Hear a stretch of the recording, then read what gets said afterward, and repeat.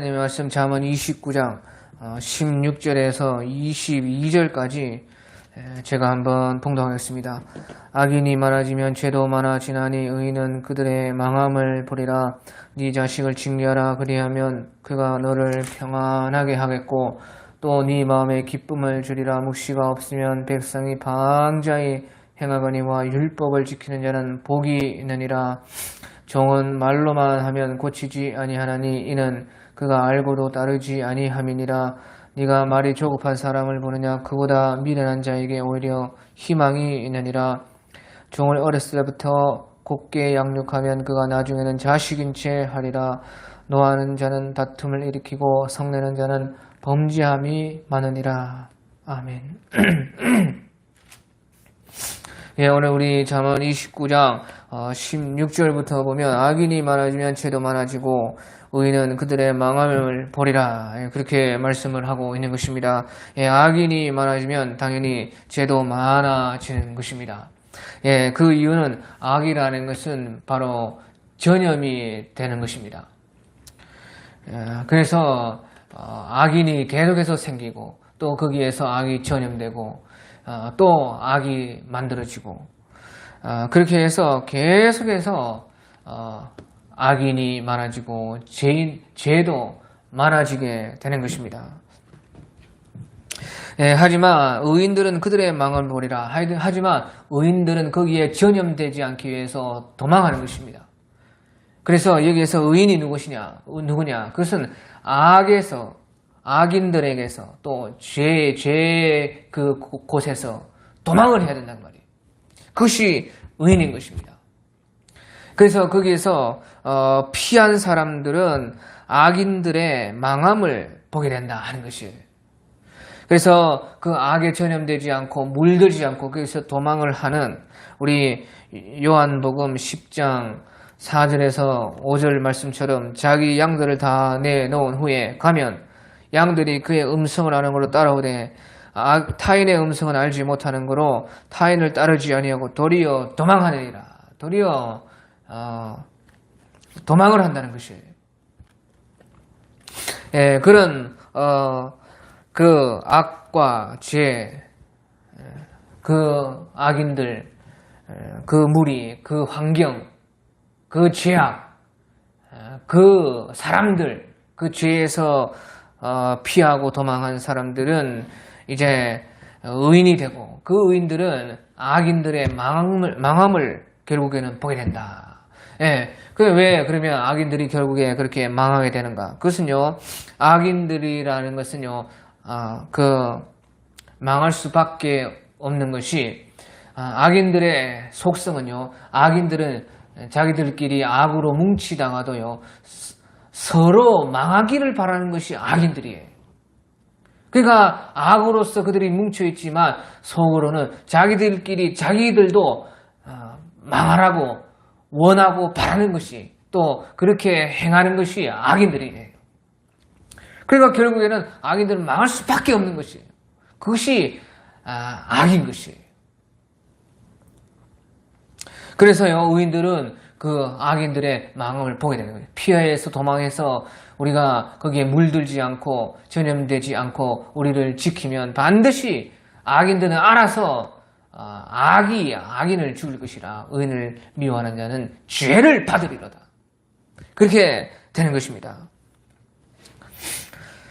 예, 그리고 이제 17절에 보면요. 17절에 자식을 징계하라. 그리하면 그가 너를 평안하게 하겠고 또 네 마음에 기쁨을 주리라. 예, 자식을 징계해서 키워야 된다 하는 것입니다. 예, 그러면 우리에게 평안이 있고 또 기쁨이 있고 그 자식이 잘 되어서 평안하고 기쁨이 있게 된다는 것이죠. 예, 그래서 여기서 징계한다는 것은요, 징계한다는 것은 결국에 무슨 말이냐? 징계한다는 것은 나와 같은 사람으로 만드는 것입니다. 우리가 보십시오. 우리 징계할 때 나도 못하는 것을 네가 해라.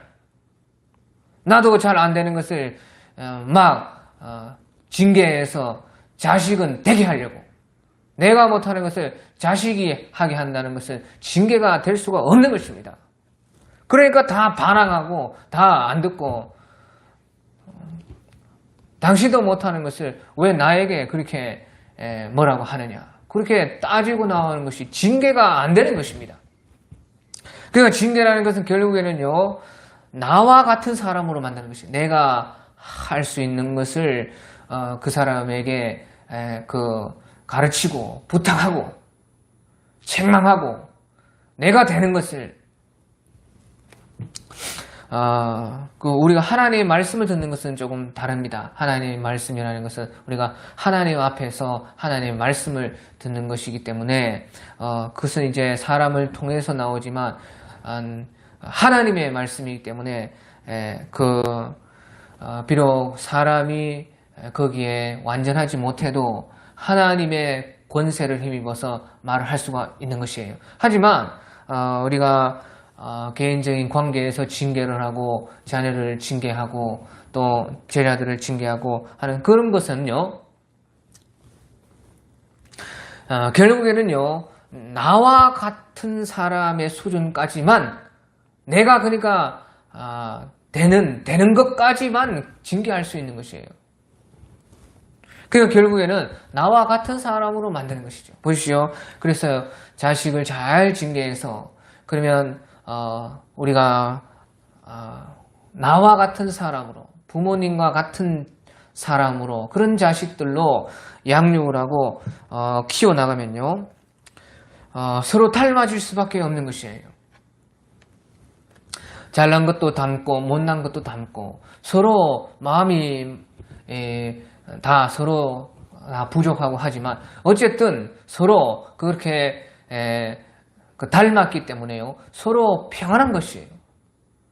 서로 같으니까 싸울 일이 없고 평안한 것입니다. 그러니까 그리하면 그가 너를 평안하게 했고 또 네 마음에 기쁨을 주리라. 보시오, 우리가요, 나를 닮은, 참 나의 단점도 닮고 나의 장점도 닮고 어쨌든 나를 닮으면요, 사람은 참 기분이 좋습니다. 특별히 내 자식이 나를 닮았다. 얼마나 우리에게 기쁨이 되는가 모르는 것입니다. 그런 것처럼요, 자식이 나와 닮게 되어서 나와 그 마음을 같이 하게 되어서 평안하게 되고 또 그것이 기쁨으로 오게 된다 하는 것을 우리에게 말씀해 주고 있는 것입니다. 그래서 주님께서는요, 항상 우리를 징계하시는 것입니다. 우리를 사랑하는 자를 징계하라니 그 징계가 없다면 다 사생자니라. 그런 말씀처럼 주님께서는 우리를 징계하심으로 말미암아 징계의 목적이 무엇이냐?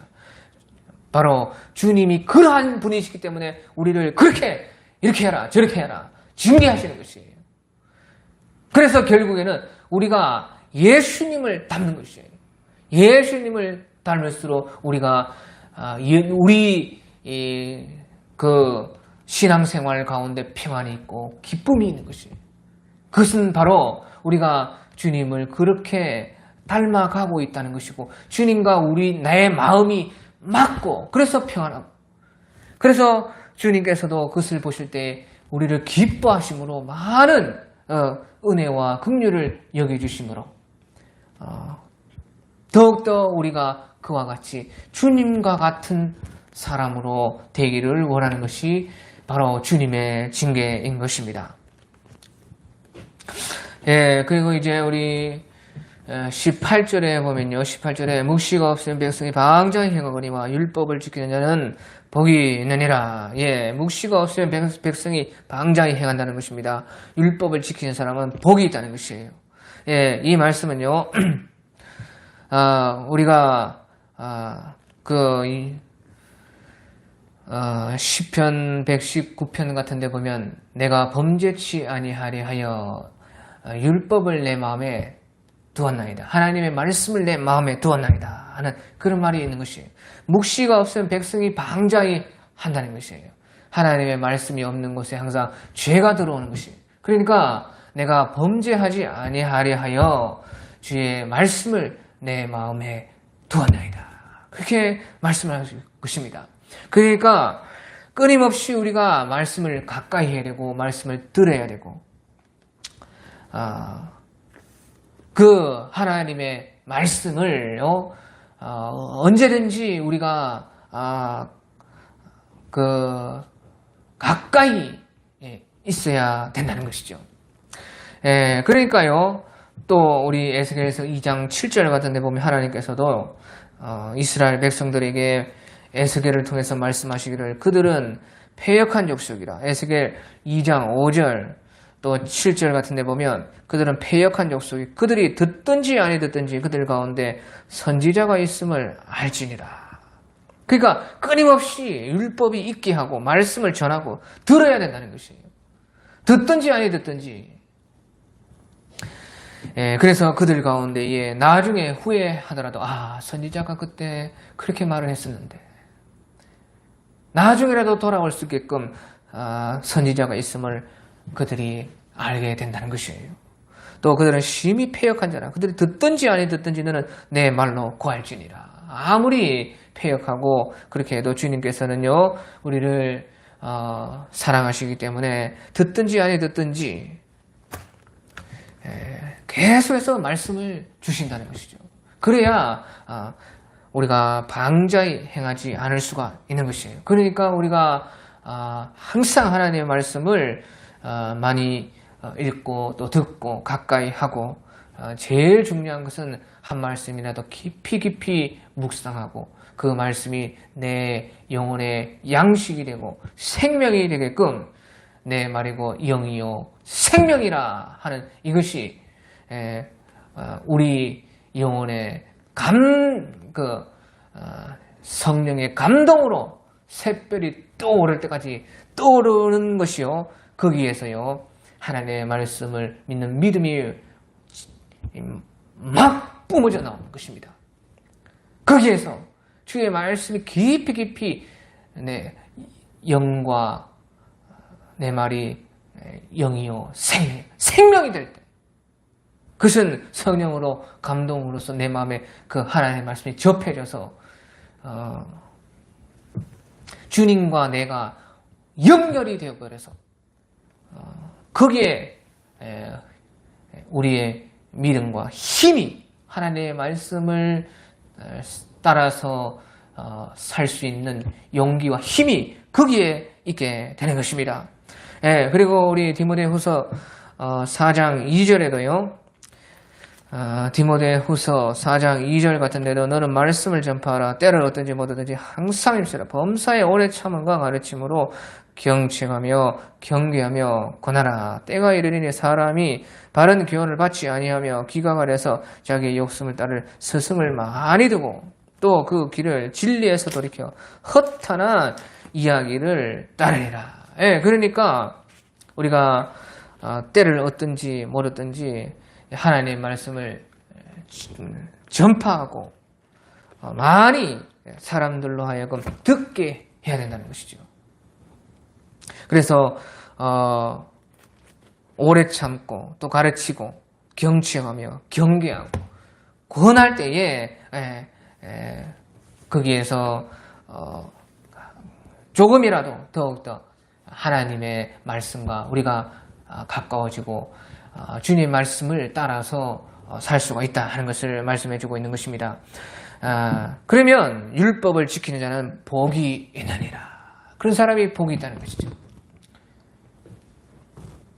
그러니까 일단은 많이 가까이 자주 그리고 계속해서 반복적으로 하나님의 말씀을 알고 배우고 들어야 되고 그래서 이제 지키면 복이 있다 하는 것이에요. 그래서 그러니까 결국에는요 이 복이 무엇이냐? 우리 시편 119편 그 1절 2절 같은 데 보면요 시편 119편 말씀은 말씀장인 것입니다. 전부 다 말씀에 대해서 말씀을 하고 있는 그 말씀장인데 그 1절 2절에 행위 완전하여 여호와의 법에 행하는 자가 복이 있으며 여호와의 법에 행하는 자가 복이 있다. 결국에는요 끝에는 하나님의 말씀을요 듣고 묵상하고 배우고 가르침받고 징계받고 경책받고 그런 모든 것도 결국에는요 지켜야 되는 것이에요. 행위 완전하여 여호와의 법에 행하는 자 행하는 자가 복이 있는 것이. 행하는 자가 복이 있나니 여호와의 말씀을 전심으로 따르고 여호와를 구하는 자가 복이 있느니라. 행위 완전하여 여호와의 법에 행하는 자가 복이 있으며 여호와의 말씀을 지키고 전심으로 여호와를 구하는 자가 복이 있느니라. 그래서 결국에는 왜 복이냐? 하나님의 말씀 행하면 행하여야 복이고 지키면 이제 복인데, 그러면 결국에는 왜 복이냐? 여호와를 구하는 자는 복이 있도다. 다시 말하면 주님을 만나기 때문에 복이 있다는 것이에요. 하나님의 말씀을 지키면 그것이 내 것이 되는 것이고 거기에서 하나님을 만난다는 것이에요. 그러니까 여호와를 구하는 자가 복이 있다. 하나님을 구한다는 것이 무엇이냐? 하나님의 말씀을 행하는 것이. 행하면은 하나님을 구하는 것이 되고 그것이 하나님이 나에게 오시는 그것이 복이라는 것이에요. 하나님이 내 편이 되어지고 하나님께서 나의 하나님으로서 생생하게 내 마음속에 계시는 것이 지극한 복이라는 것이. 그러니까 결국에는 다시 말하면요, 율법이라는 것이 무엇이냐? 율법을 지키는 자는 복이 있나니. 율법이라는 것은 주님 만나는 길인 것입니다. 주님을 만나는 길. 그러니까 율법을 따라서 행하고 살면 결국에는 주님을 만나는데, 복을 받는데, 그것이 복이라. 주님을 만나게 되는 그것이 결국에는 가장 큰 복이 있는 것입니다. 오늘 그리고 이제 19절에 보면요, 종은 말로만 하면 꽂히지 아니하나니 이는 그가 알고도 따르지 아니함이니라. 종은 말로 해서 다 되는 것이 아니라는 것입니다. 말로만 해서 되면 얼마나 좋겠습니까? 하지만 종이 종처럼 훈련시키지 않고 종처럼 대우하지 않고 말로만 해서는 종이 고치지 않고 나중에는요, 이는 그가 알고도 따르지 않는다는 것이에요. 그래서 이 말이 무슨 말이냐? 이 말씀은요, 그러니까 결국에 종에게는 종 대우를 해야 된다는 것이에요. 종에게는 종에 맞게 가르치고 말하고 훈련시키고 말을 듣게 해야 된다는 것이죠. 그러니까 종에게는 말로만 하는 것이 아니에요. 종에게는요, 징계하고 채찍으로 때리고 분명히 종이 종이라는 사실을 알게 해서 그가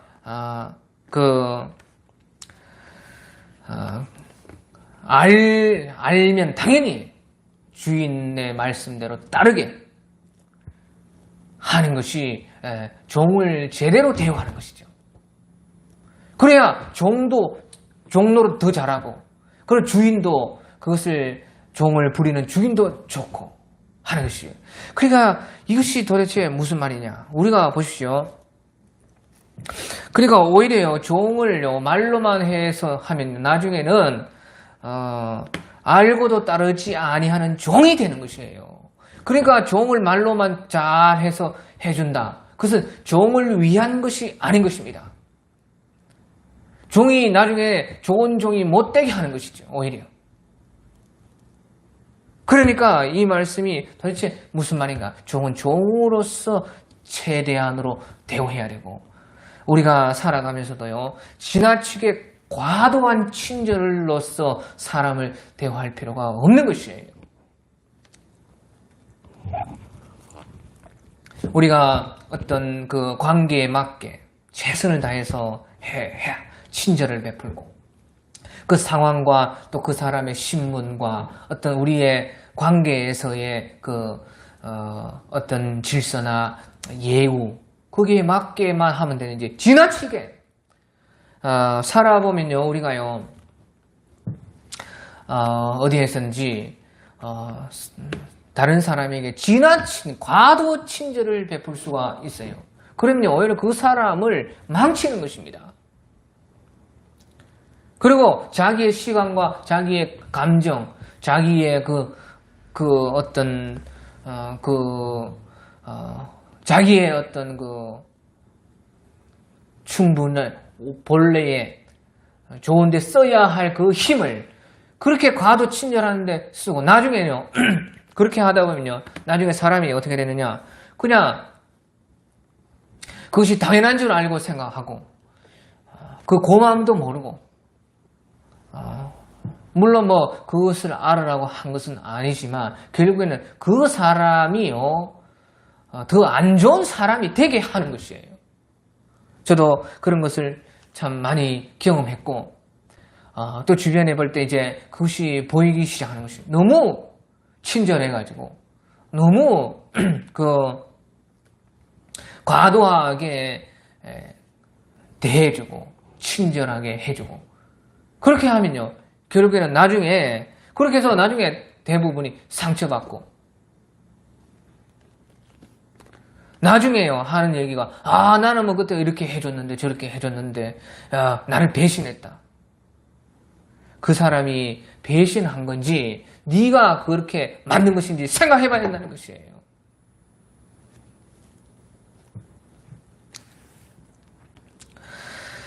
그래서요 우리 주님께서도 우리에게 은혜와 친절을 베푸실 때도요 무조건적으로 그냥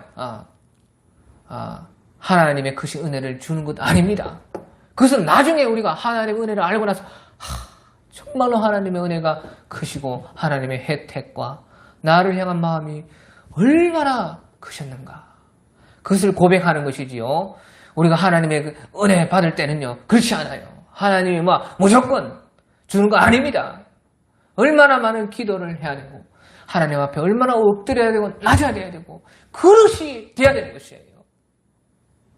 그러니까 하나님은 모든 것을 주고 싶어서 참으로 막 애가 타지만 그 사람을 위해서 네 입을 크게 열라 내가 채우리라 하면서 이스라엘 가운데도 하나님께서 시편에서 말씀하신 것처럼요 하나님은 그 사람이 성장하는 것에 따라 또 순종하는 만큼에 따라 하나님께서 길을 열어 보여주시고 거기에 또 은혜를 주시고 하나님이 하는 것을 믿음으로 따라올 때에 거기에 더 칭찬을 주시고 또 은혜를 베풀어 주시고 점점 우리가 성장하고 발전하고 우리의 그릇이 커지고 믿음이 강해지는 만큼 거기에 맞게 하나님은 우리에게 은혜를 베풀어 주심으로 말미암아 종에서 시작해서 하나님의 아들이 되고